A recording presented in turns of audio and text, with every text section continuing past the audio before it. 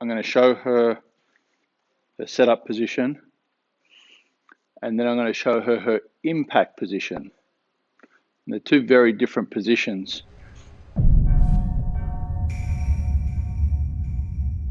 So I think it's very important, with these golfers who are fairly inexperienced, they don't have good impact conditions like you or I would.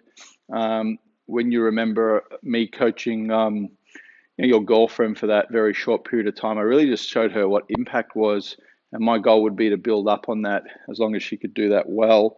So I've got here impact drill first, load her trail wrist, need to coach her on that, and show her how to extend the pelvis. So around the impact, what I would be doing with her, firstly, I'm going to show her the setup position, and then I'm going to show her her impact position. And they're two very different positions.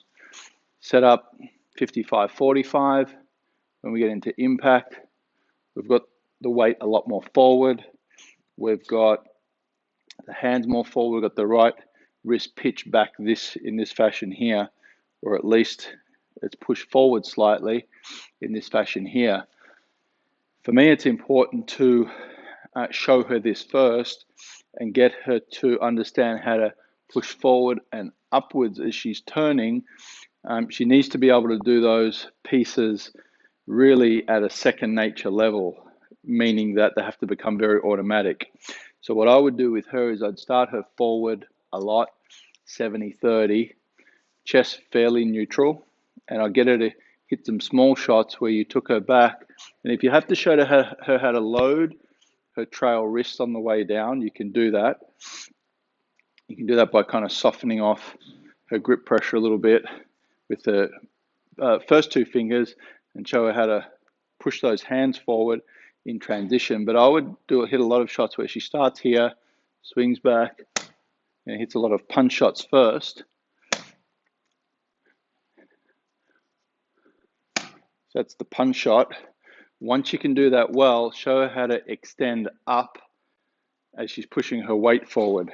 So we're going punch, extend. This way, she definitely doesn't look like that. Her pelvis isn't tucked underneath her, and she doesn't have her weight that far forward. She's got a lot of weight on her back foot. So we're punching and extending. And the progression from there, again, is the punch, extend, and rehinge. The rehinging of the golf club straight up and down. So that's almost like a three-step drill. Punch first, punch, extend, punch, rehinge. All from a very short backswing. Be mindful of the club face. What's it doing? Is she controlling it? Work on those areas. Once she knows where impact is, then it should be easy for you to kind of coach her how to move through it. So doing little things, which is a little complicated maybe at her level, but as she really gets a good sense of where impact is, you can show her when she gets the club moving in the backswing, how to transition that movement. So little step drills are great. Don't necessarily have to hit balls. She could just have a tee in place. You're just showing her to strike where the tee is, but doing work where she goes back, she gets back to around, I'd say waist high, so P2, P2.5, and then step forward. So that's going to look something like this. So you start to teach her some dynamics to get into that impact position. So step drills are great.